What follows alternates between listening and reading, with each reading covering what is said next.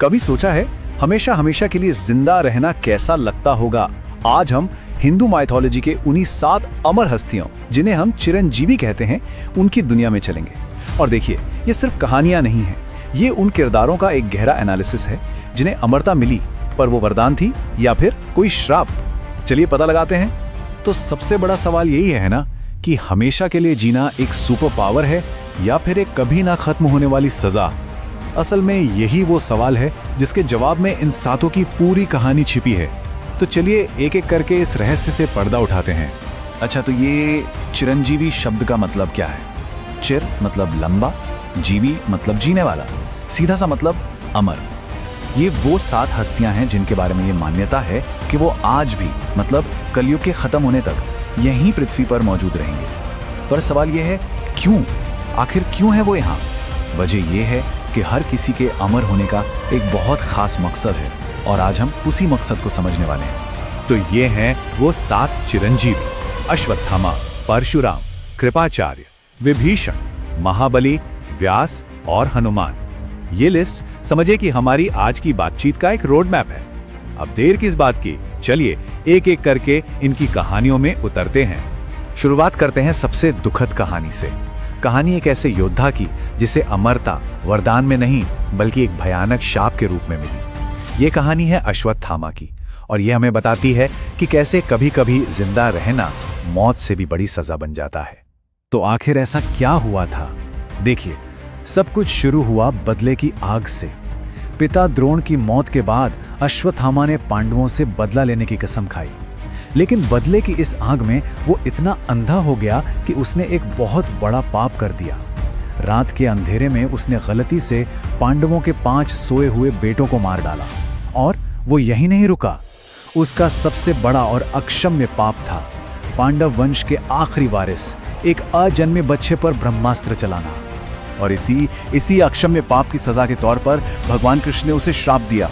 ये श्राप था, 3000 सालों तक तुम इस धरती पर अकेले भटकोगे, कोई तुम्हें नहीं देखेगा, हर बीमारी तुम्हें घेरेगी, तुम्हारे शरीर से खून और मवाद की गंध आएगी, और तुम्हारी चीख सुनने वाला भी कोई नहीं होगा। तो सोचिए, ये अमरता नहीं, ये एक अंतहीन दर्दनाक सजा है, मौत से भी कहीं ज्यादा भयानक। चलिए अब कहानी का रुख मोड़ते हैं। एक श्राप से निकलकर अब हम एक ऐसे चिरंजीवी की बात करेंगे जिसकी अमरता एक बहुत बड़ा कर्तव्य है, एक जिम्मेदारी है। हम बात कर रहे हैं भगवान परशुराम की, जो एक अवतार के गुरु हैं। परशुराम की कहानी, वाओ, ये समय से भी बड़ी है। देखिए, अतीत में वो विष्णु के 6ठे अवतार थे, एक ऐसे योद्धा जिन्होंने धरती को अत्याचारी राजाओं से मुक्त कराया। आज यानी वर्तमान में वो एक अमर ऋषि के रूप में एकांत में इंतजार कर रहे हैं। और भविष्य में वो विष्णु के 10वें और आखिरी अवतार कल्कि को प्रशिक्षित करने के लिए सामने आएंगे। मतलब उनकी अमरता एक बहुत बड़े, एक कॉस्मिक मिशन का हिस्सा है। अब बात करते हैं 2 ऐसे राजाओं की जो भले ही अलग अलग वंशों से थे, एक असुर और एक राक्षस, लेकिन दोनों को ही अमरता मिली अपनी नेकी और धर्म के रास्ते पर चलने की वजह से। ये हैं राजा महाबली और विभीषण। देखिए, दोनों की कहानी कितनी अलग, पर मकसद एक ही है। एक तरफ है असुर राजा महाबली, जो अपनी प्रजा के लिए इतने उदार थे कि उन्हें वरदान मिला कि वो हर साल अपनी प्रजा से मिलने आ सकते हैं, और इसी मौके पर ओणम का त्योहार मनाया जाता है। वहीं दूसरी तरफ है विभीषण, जिन्होंने धर्म के लिए अपने भाई रावण के खिलाफ जाने का साहस दिखाया, और इनाम में भगवान राम ने उन्हें लंका पर हमेशा न्याय के साथ शासन करने का आशीर्वाद दिया। मतलब दोनों की अमरता उनकी प्रजा की भलाई के लिए है। राजाओं के बाद अब बारी है ज्ञान के संरक्षकों की। 2 ऐसे महान ऋषि जिनकी अमरता का मकसद है ज्ञान, इतिहास और धर्म को बचाए रखना। ये हैं वेद व्यास और कृपाचार्य। आप इन्हें ज्ञान की जीती जागती लाइब्रेरिया कह सकते हैं। व्यास, जिन्हें महाभारत और वेदों को संकलित करने का श्रेय जाता है, उनकी लंबी आयु ये पक्का करती है कि हमारा ब्रह्मांडीय इतिहास और ज्ञान सुरक्षित रहे।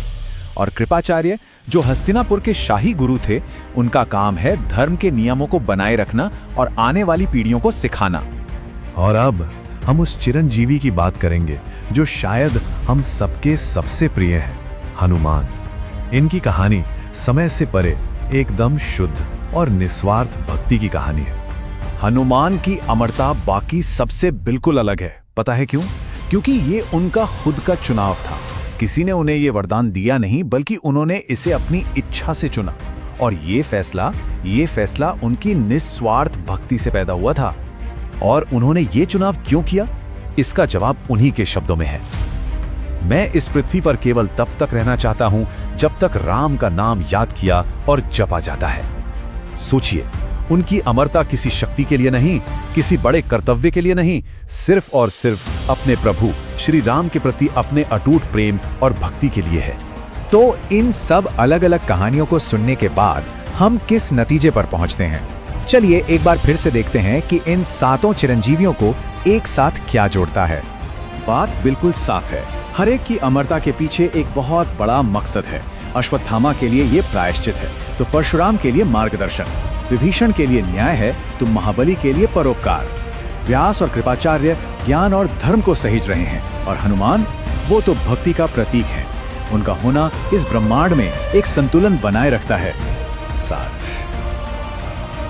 सात अमर, 7 कहानियां, 7 अलग अलग उद्देश्य, और इन सब से एक ही बात सीखने को मिलती है कि बिना किसी मकसद के अनंत जीवन का भी कोई मतलब नहीं है।